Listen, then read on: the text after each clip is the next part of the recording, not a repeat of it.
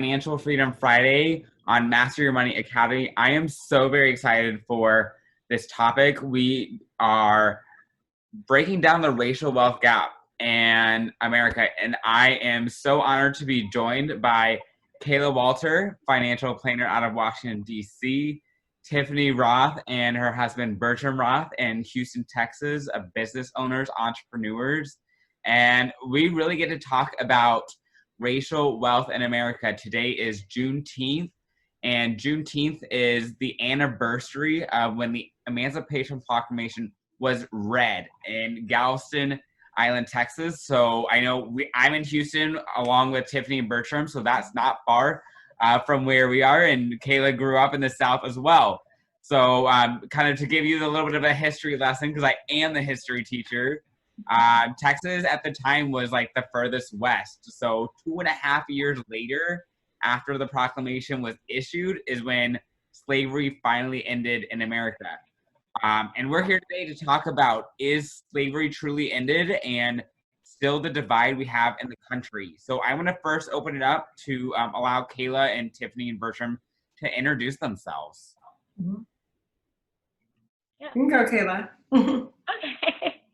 Hi, I'm Kayla Walter. As Peter mentioned, I did grow up in the South. I'm actually from Louisiana and went to LSU, and I actually have both a master's and a bachelor's degree in finance. And I now work as a certified financial planner right outside of Washington, D.C. in Maryland. So. Mm-hmm. Hi, I'm Tiffany Rothe, and I am a business entrepreneur. I have an online business called the Tiffany Rothe Fit Club, which helps people to get healthier and lead healthier and happier lives. I also have a business with Legal Shield, which helps people to have a protection legally under the law. I have a graduate degree from USC and UCLA, and I am experienced in dealing with racism in the financial world by being a Black woman in the financial world. So yeah, that's my contribution to the conversation. Yeah, hi, and my name is Bertram Rothe. I'm originally from Berlin, East Germany.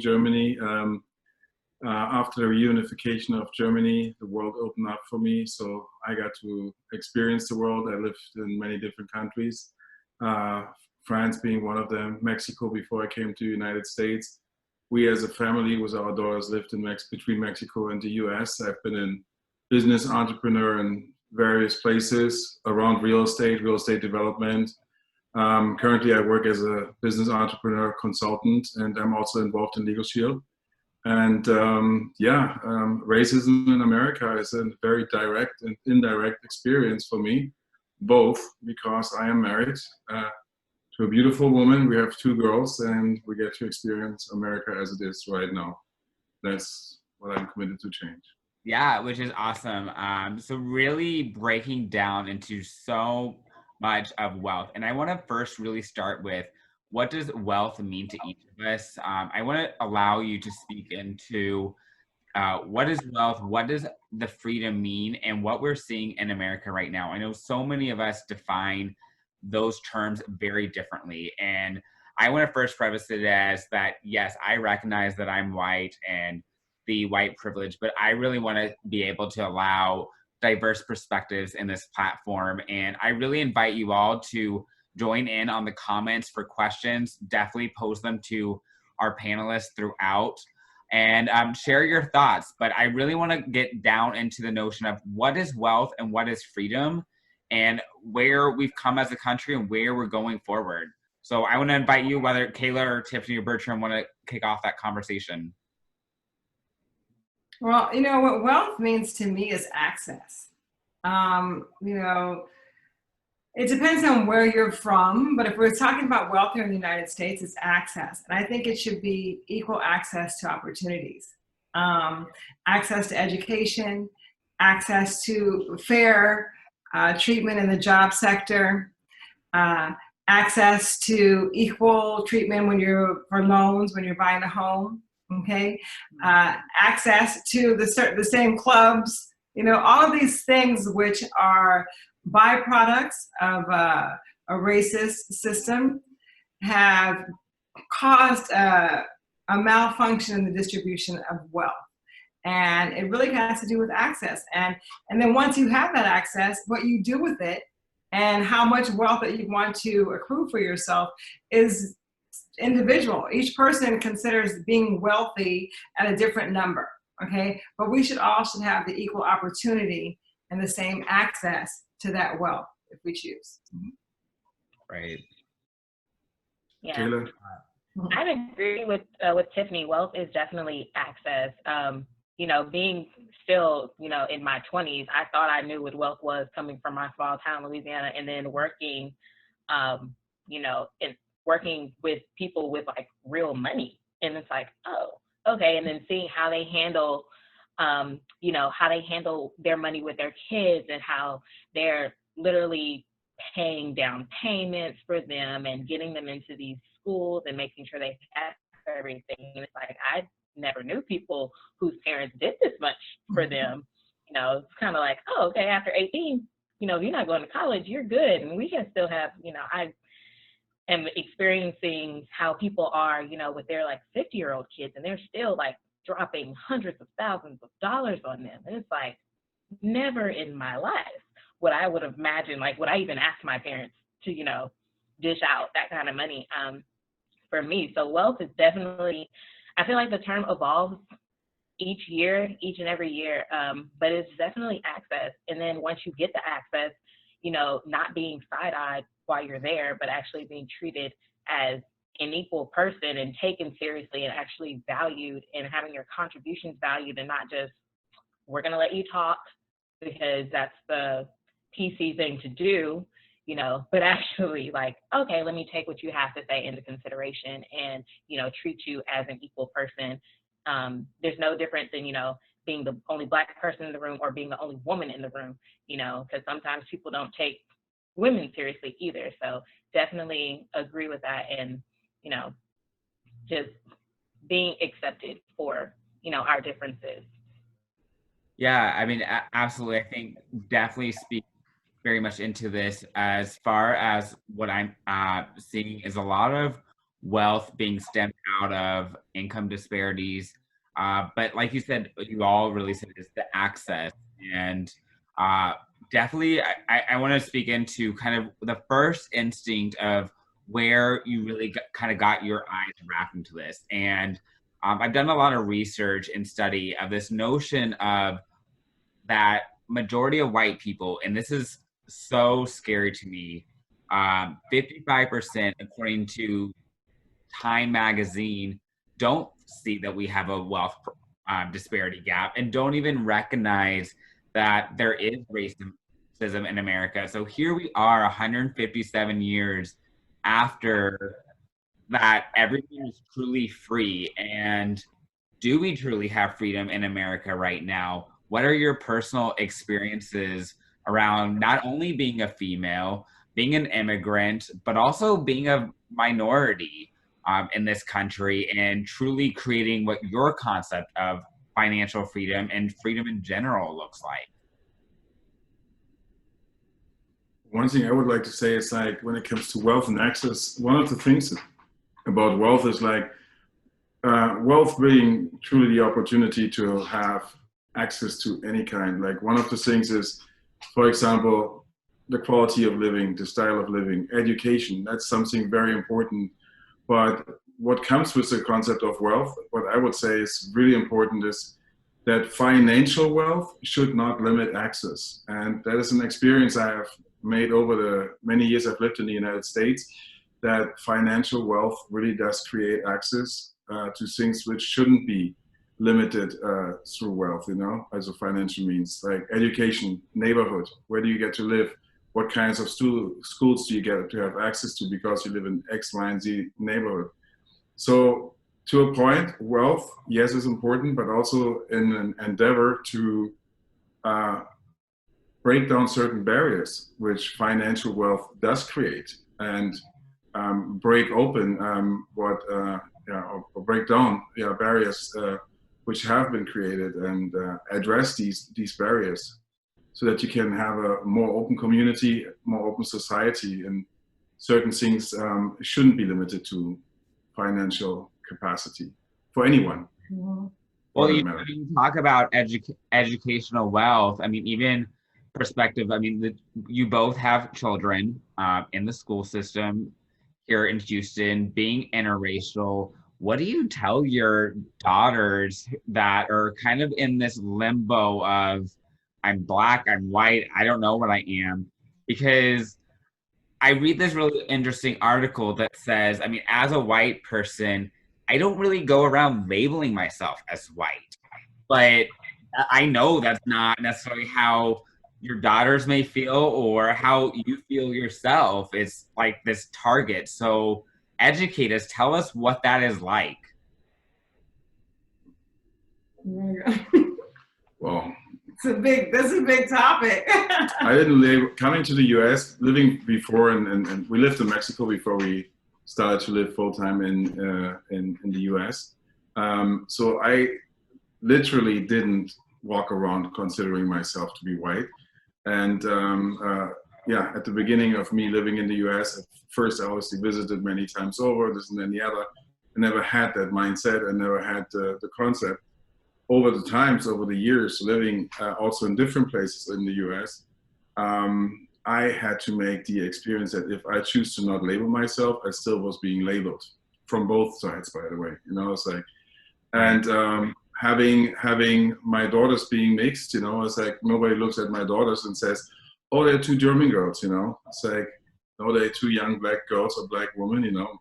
One is 15, the other one is 7. It's like, I experience very often like consternation, weird looks, you know. It's like, who's this guy? You know, it's like, and what does he want? You know, it's like, so that experience of labeling can come in very strange ways. Oftentimes I get to explain myself again to either side. I'm the dad, I'm the father. Oh, you are, and then stuff like that. Yeah, there's a lot of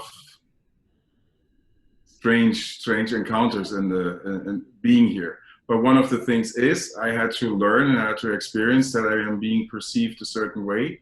And by being perceived a certain way, it comes with a certain responsibility.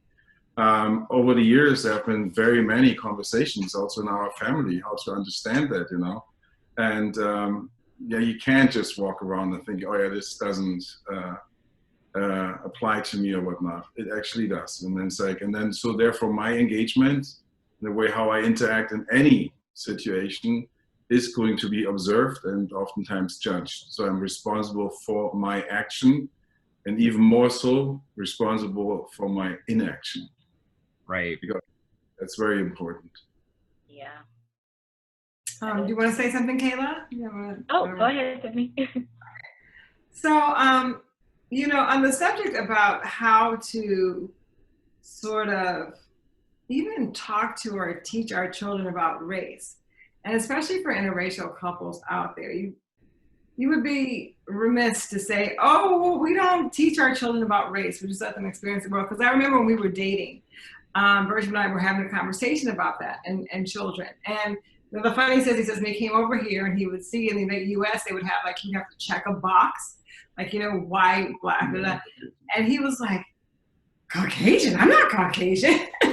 and it was really funny because he has a very, very in-depth understanding of history and lineage, and the Caucasoids came from another area. He's like, I'm German, I'm not Caucasian. And I thought it was so funny because what we did is we took people's cultures and backgrounds in the United States, we put them in a blender and we called them white.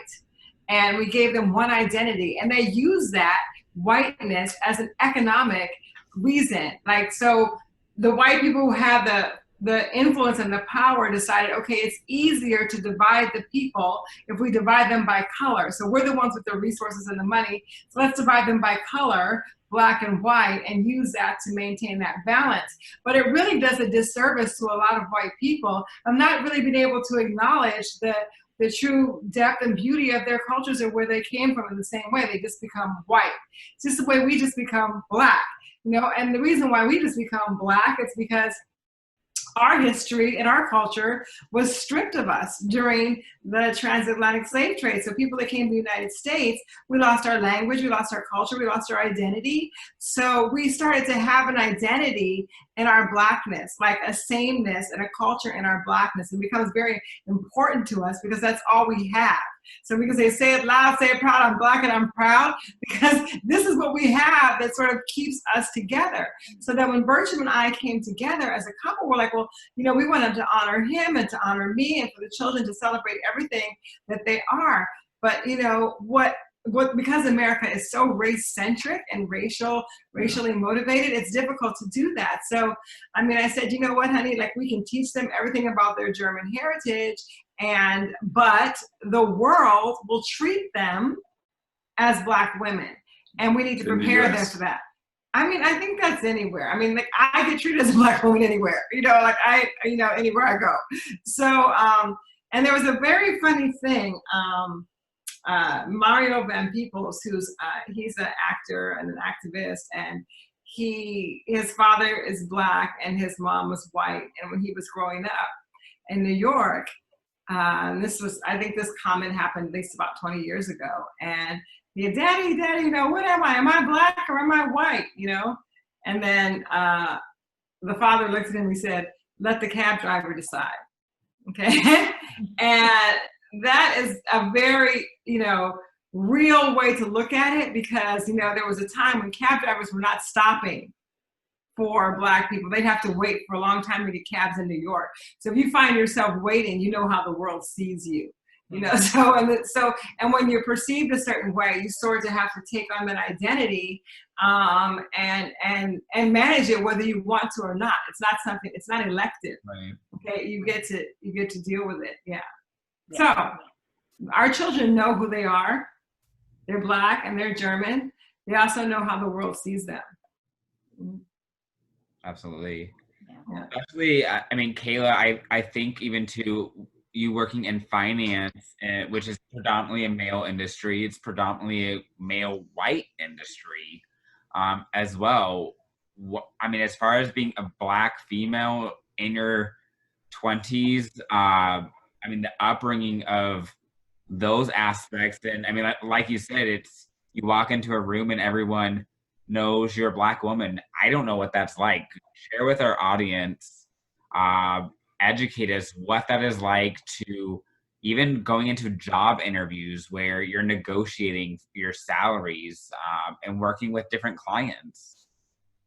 Yeah, so I guess when I initially, started out like interviewing and being in the workforce, I used to kind of see it as, well, you have to learn to see it as either you're disadvantaged or you have to use it to your advantage.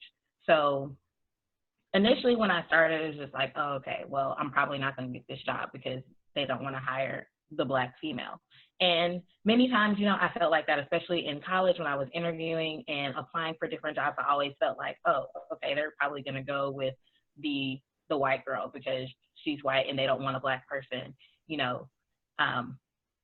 in their office. And I just always kind of felt disadvantaged in that way until I, finally secured a position.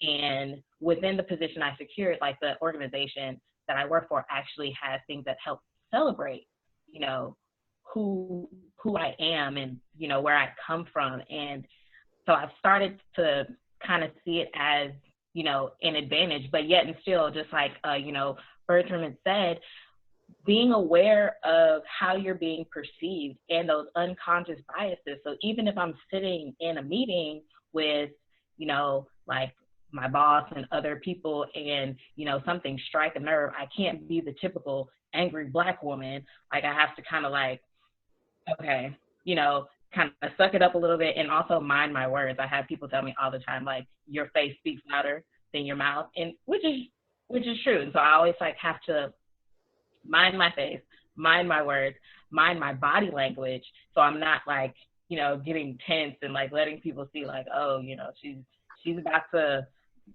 go down, be the stereotypical, Black person. And then also, even recently, something that I've learned while even being in these same spaces is that I can't not talk and I can't not show up because people might think I'm the angry Black woman. Because if anything that Michelle Obama has taught me, it's like, we're not the angry Black woman, we just have something to say. And now I can't let your perception of me being angry stop me from saying what I believe is necessary to be said. And so it's a constant struggle, honestly, between, you know, not being perceived one way and then, you know, just trying to be valued and have real input. So it's definitely something that I'm like working on even now today, of, you know, seeing my difference as an advantage and not using it to cower back. So, yeah. So, I mean, as white people, I guess to speak into, where do we go when you're feeling disadvantaged? What can I be doing? Because I look at myself and I say, who are predominantly my managers, people in the workforce, predominantly are white. And I know, Tiffany, you're an entrepreneur. Kayla, you work for someone, and Bertram, you've been in real estate and have had businesses as well. Where do we do better? And where do we come? Because I see this notion of what truly is race and why are we looking on the external aspect? And how do we start to move forward to close that wealth gap? It's only widened during coronavirus. Where do we continue to go to bridge those gaps? Want to go? Go ahead. I think there's a lot to be done. As an American in particular, I know it's like the US has to, closing the wealth gap is probably the second step, or is something which, ideally speaking, may happen parallel.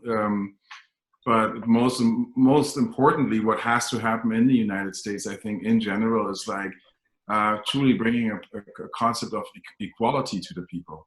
So it's like abandoning the idea of we're all the same and this and that and the other. We're not, but we are all equal. And so that is what hasn't been achieved in the US. And there are many places in the world where there are similar challenges. So it's not, I'm not trying to point out the US, but we're talking about the US. Right now, I think the first step is to close the wealth gap. You have to close the gap in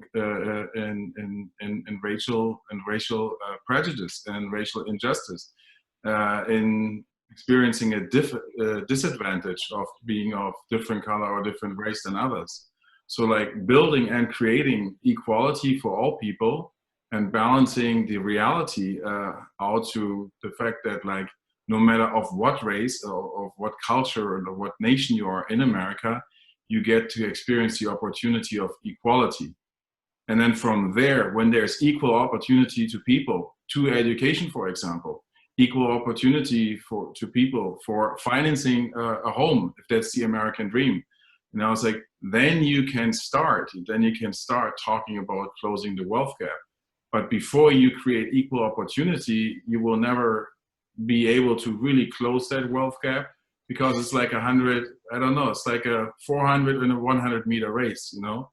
It's Right. like if you're in America and you are Black, then you probably get to run a 400 meter race versus a 100 meter race that you're expected to finish at the same time. It's not a fair competition. So there is no chance to close a wealth gap as it exists right now in the United States if equality doesn't get to be created in the first place in every aspect. And when one looks at it, there's so much work to do, because it starts with raising children, raising families, educational processes. They're like 10, 15 years, you know? And then from then into the workspace. I mean, I think the first thing has to be like stepping into understanding that equality is the first step. And that as we talk about it, America as a country gets to figure out how to come together. You know, it's like the different cultures in America, different races, the different colors of America get to understand where they become to be one. From there, you can go into the wealth gap.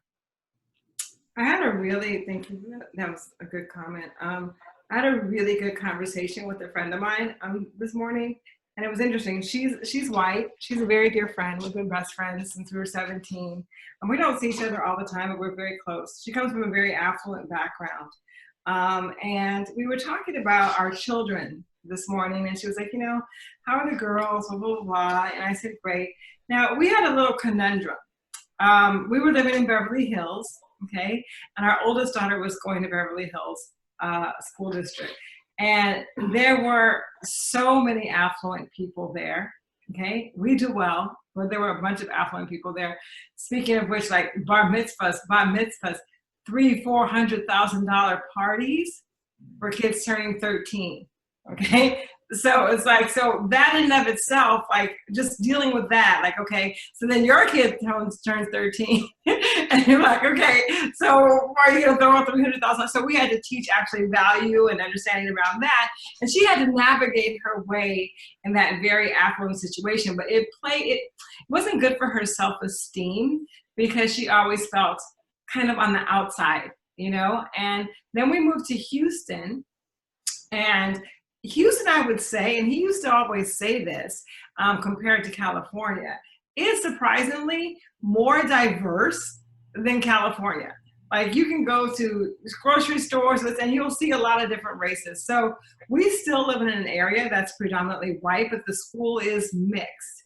And there were more Black people than she'd ever gone to school with. And she really felt comfortable with that because she finally didn't feel like the only one. But what we started noticing over time is because of that economic disparity, the drive or the ambition, you know, for the kids, since it wasn't a generational thing where they're expected to go to college or they're expected to start preparing for the SATs. It's not something that's generational. That we were noticing that people in her peer group were just at a different level. Like the push wasn't the same. Amazing kids, smart kids, bright kids, but because of the generational disparity of, you know, having access to wealth or just expecting to go to college or expecting to be able to afford college, the drive was different. And so we were thinking to ourselves, like, how do we get her in a place where, because we always talk about peer group, that you're influenced by the 5 people that you spend the most time around, how do we get her into a peer group that, number one, affirms who she is, where she feels included, but it's also like, you know, they have a lot of drive and they have access, you know, to continue to pursue the so-called American dream, which is access to education, the access to make a good living, you know, to be surrounded by beautiful things. I mean, we all want that. Everybody wants that. So I was having a conversation with her, and she was saying, oh, well, she has these very wealthy white children. What does she do for them to start to teach them about race? Should you start this early at teaching them about the disparity? And, you know, the truth of the matter is that there is not a place, and this is when we came to this realization, there is not a place in the United States that I know of that has a mixed neighborhood where everyone's doing well, that has a school that's reflective of who we are as a society, not like 1 or 2 Blacks or like 1 or 2 whites, but like they have, you know, people from every background, Black, white, Asian, Latino, mixed, representative of the society, and it's doing well. It's well funded by the school, the neighborhood is doing well. You have to choose. Mm-hmm. You have to choose. You either can like be the only one in a white neighborhood or go to a Black neighborhood and know that the resources that you have are not equal to the resources in a wealthy neighborhood. That's sad. This is where we get to start. Mm-hmm. You know what I mean? And I think speaking right into that, I guess I think to like the real estate concept you were saying, Bertram, is, yeah, I mean, school funding, because I'm an educator, comes a lot from our property taxes and really stems out of like that redlining that we saw in the 1960s. So how do we close that wage gap when the number of white households who own their home is almost 5 times as many as Black families? So the property taxes going into schools are coming from white predominant, and you're left with what you see is when we had the migration issues of whites moving out to the suburbs and Blacks being left in the inner city and banks loaning more to whites than Blacks. And now we're here in 2020 cleaning up that mess, because I would say exactly, I mean, I look at my classroom, it's predominantly white. But even as predominantly white, how do I educate my students that there is such a diverse population out there in the world? I mean, for me, from where I grew up, it was like, I didn't see that until I went off to college, because it was such a white bubble, because I grew up in the suburbs of Houston.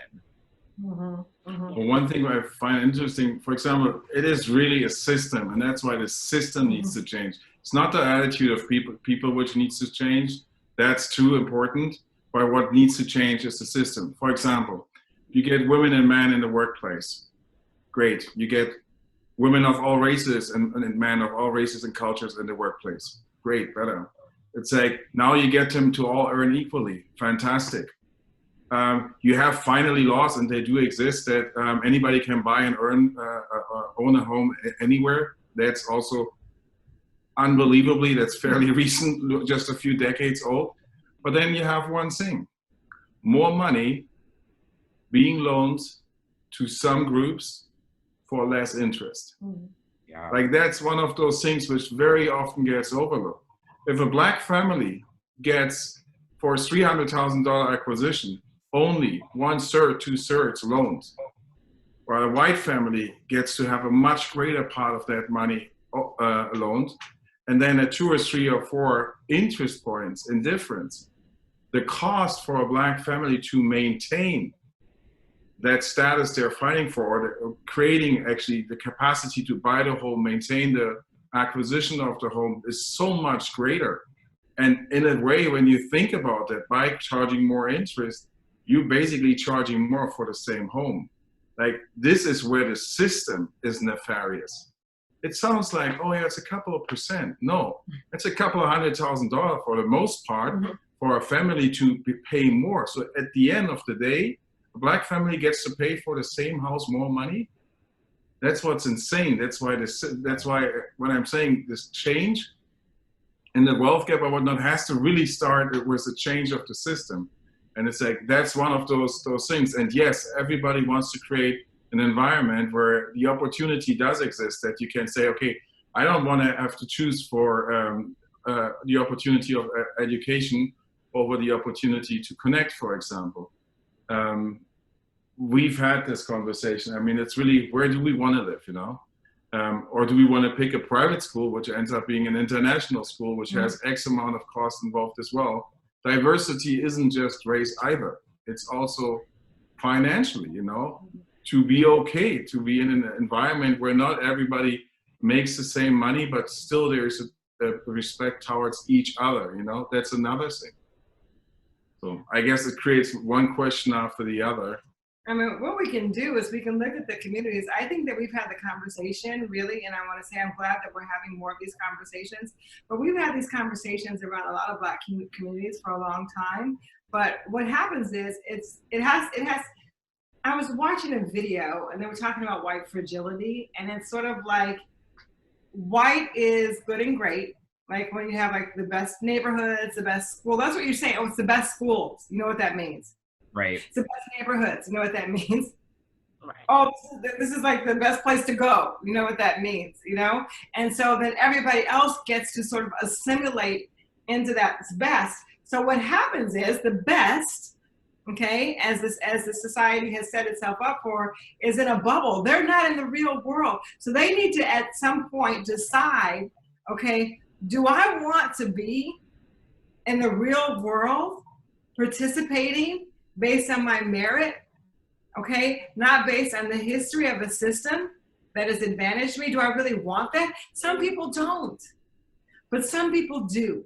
Some people do want to live in a world where you can go to a school that has everyone reflected. So if you're at that school and you know everyone's not reflected, you know that there is something systematic going on right there. If you're at that job and you know that it's very homogenous, you know that there's something systematic going on right there.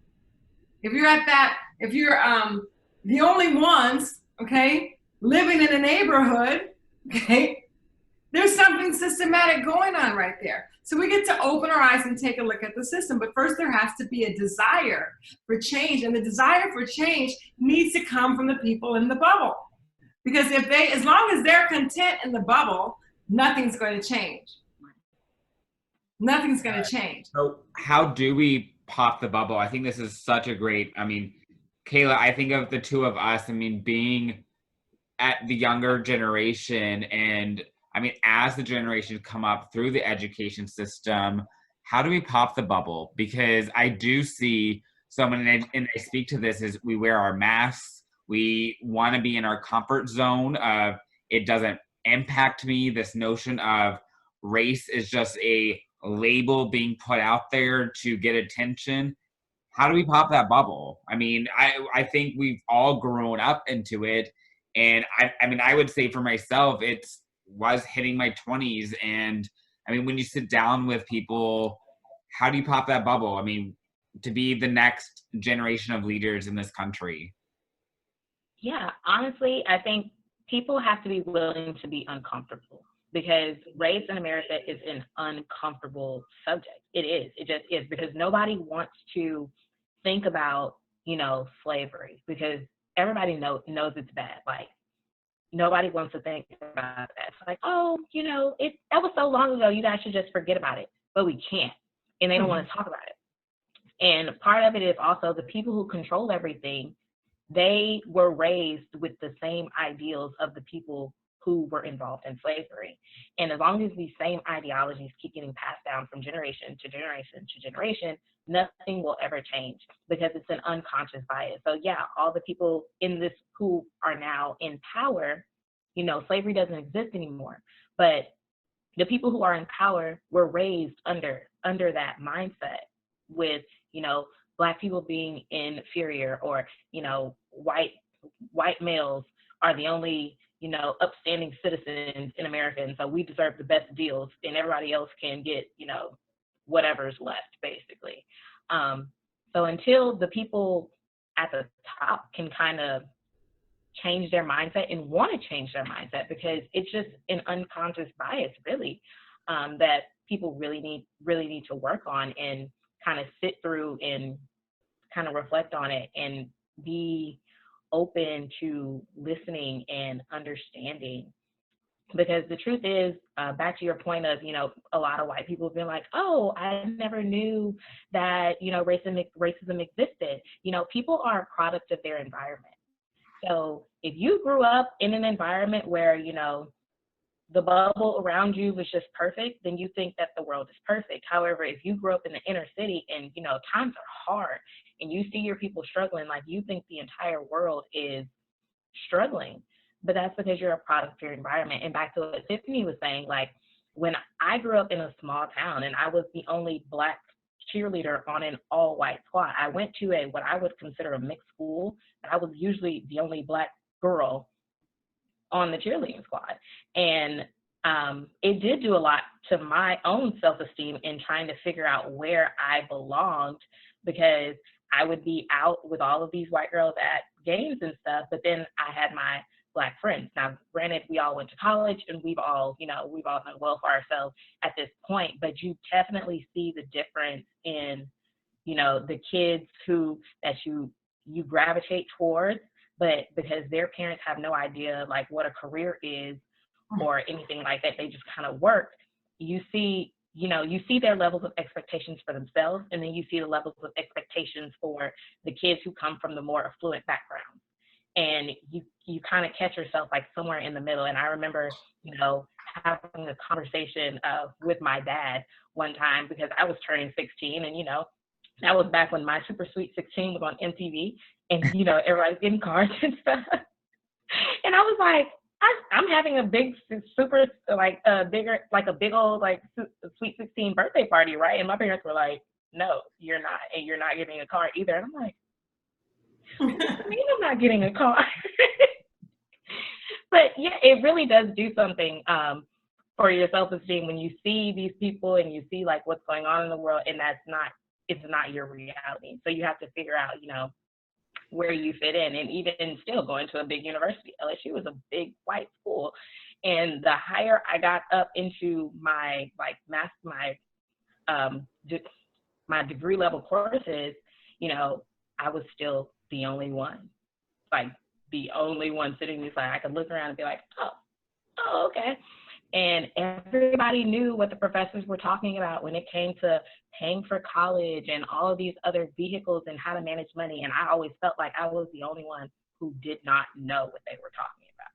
And it's like, my parents didn't do that. Like, you know, they had pretty good jobs, like, but we didn't know any of this. And that's also, you know, part of the reason why I'm doing what I'm doing today, because I did not like feeling like I'm the only one who didn't know and be like, you know, everybody else is up here and I'm like 5 levels behind them just because of lack of information, you know. Right.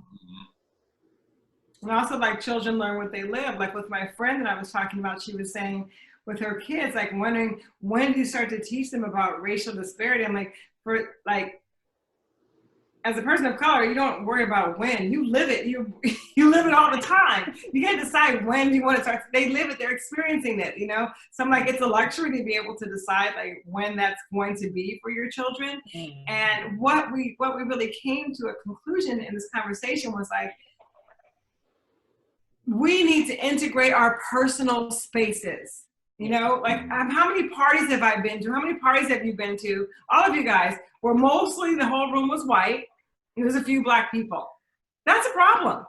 Yeah. How many Black parties have you gone to? And they're all Black and there's no white people. That's a problem. Okay. As long as we stay segregated in our personal lives, really, it's going to be a problem because we dehumanize each other in that way. We don't realize that we're similar experiences and that we want the same things. Like, you know, you wanted your sweet 16 too. You should have it, you know what I mean? But because of generational wealth and disparity, you don't get to have that. And nobody else, and the people who have it don't realize that they're the only ones that have it because everyone around them has it. Right. So we get to experience each other's cultures. We get to, like, you know, if you're in a room and it's homogenous, like, ask yourself why. You know, if you make friends with someone like is different than you, talk to them. Or that's we benefit from that as a humanity. So how do we pop the bubble? We stop focusing only on racism and we focus on being better humans. If you focus on being better humans, it's something for people in the bubble to aspire to, because they don't want to give up what they have in the bubble. You can trust and believe that. That's why they put all the systems in place to protect that bubble. They're protecting it with everything they have. And there's no reason for them to go, oh, well, I want to change. What's the purpose? But if the purpose becomes something like, I want to be a better human. I want the world to be a better place. And for that, I get to stretch. I get to put myself in uncomfortable situations. I get to know other people so that your children will get to experience you being a better human. If your children grow up, even if you're telling them not to be racist, blah, blah, blah, but all of your friends are white and everybody else is doing the same thing, they're going to learn from you that this is who they socialize with, this is who they make money with, this is who they go to school with, this is who they give the jobs to, their friends. They're going to learn that and they'll repeat it. Mm-hmm. They'll repeat it. And this is how we find ourselves in this situation again. Mm-hmm. Okay? So really, we get to find a way for people in the bubble to want to be better humans. That's what I think. Yeah, absolutely. Making a humanitarian goal. Like, you know what? I know I'm in this bubble, but there's all these other people in the world. Why aren't they there? Yeah. So Monica comments and says, as far as like you talk about the bubble and talking about labels of opening up our minds, as far as, I mean, we use these labels, brown, black, Mexican, German, whatever. And then, but like, yet here in America, someone who me is like white, I don't go around saying I'm white, I'm Caucasian, and I guess the concept of why do we do that? How do we break that down? How do we walk into that room and see each other for ourselves? Because Tiffany, I think back to when we met in leadership of, we didn't see each other for whatever skin color. I mean, but yet it's like you walk in on day one and you quickly realize I'm out of like 80 people in this room, there are 3 Black people. But it's like being white. I don't walk in and say, oh, this room is predominantly white. So how do we start changing that concept around this label phenomenon and opening up our mind to realizing the spaces and environments we put ourselves into? It goes back to creating systems where we have access. That room was like a $4,000 to $5,000 room. Yeah. Right? It cost $4,000 to $5,000 to be in that room. And there was me and there was Keith. Yeah. And that's it. And there were 2 coaches, Keith's sister and Rima. Right. Out of 80 people. Okay, so this is about having access again. And it goes back to like, it's like with my friend, like she didn't really have to think about when to educate her children about race, but we had to think about how to educate our children about race before they were born. I mean, one of the things is like, if you really are thriving after change, you get to make choices, you know? It's like, for example, we settled for a school environment where we know it's not just the quality of the education, but also the quality of the experience of our daughter. And we actually hold the quality of the experience of our daughter as high as the quality of her education. And if we would feel that the quality of her education, because of the school she is going to, would need additional support, and that's what we get to create additionally. But we are caring about the quality of her personal experience. It is important for her to be in an environment where there's a reflection, first of all, where she gets to experience herself and part of her culture, because another part of her culture, that would be through me, you know. It's like, but part of her culture she's often being seen for, and to experience not to be in the minority. That's the effort, actually, Peter. The effort is to create an environment not to be in the minority, because the reality is white is not a homogenic mass, but it's the majority. And within the white community in America, there is so much difference. There's Irish American, Italian American, Greek American, Polish American, whatever. And many have issues between each other. But generally speaking, they get to be white. And that's a majority. And that influences through the numbers and the percentages, the everyday experience of everybody. And so one of the things is like sometimes making choices, I don't know if they are tough choices, making conscious choices, because I don't consider what we're doing right now a tough choice. It's a conscious choice for our daughter's experience. And we believe that that's, for example, one of the things to do. Well, so Peter, when's the last time you walked into a room, any class or anything, and you were the only white person there? Yeah, I mean, I couldn't tell you. And that, to me, is scary, because to say that I feel the pain is such an understatement, because I never have. And I've never had to think about walking around in communities late at night or feel the target on my back. And I think that's where I get to start opening up my mind to realize that I have that privilege. I'm not seen by the color of my skin, and I have had so many privileges that I've taken for granted. Absolutely, because we don't ever think about it. Peter, we are being seen for the color of our skin, okay? I can budge against the fact that I can say all the time, I'm not a white American. I am not. I'm European by culture. You know, that's a really big difference. I am German, I'm East German. There's a whole story about East German versus West Germans, the second-class citizen kind of thing, whatnot. But in our environment here in the United States, we both get to be white. That's the reality. So, for example, one of the questions is, what can we do about being in certain environments? For example, if you haven't been in an environment which is predominantly Black or Latino or whatnot, can you do something about that? Can you expose yourself into an environment like this without fear of your safety, you know? Like, that concept in itself is strange, you know? just because it's black or it's Hispanic or immigrant or whatnot, it doesn't need to be dangerous. So that's the first thing which needs to get to be worked on, you know, and just step into that. And I would probably say that anybody who wants to consider that is going to be very surprised about what's actually not happening. Right. There's a lot of stuff which will not happen. There's a lot of stuff which will not happen to you. There's a lot of things which you will not experience. And there's a lot of things you're going to experience you never even thought of, you know? Because you're gonna be, yes, it might create uncomfortable moments, but you're also gonna be experiencing welcome, you know? And just by being and by not going in there, I'm a white guy going into a black room, like leave that outside the door if you can. And if you can't the first time, then you be congratulated for trying. But at one point you get to do that, you know. But making that effort, for example, like leaving the intellectual conversation behind and stepping into practical, I think that's important. That's really what gets to be done. Yeah. And we as humans, we get to do that. Yeah, just imagine that. The thing is if you were, like when a white person steps in, I know, into an all black environment, right?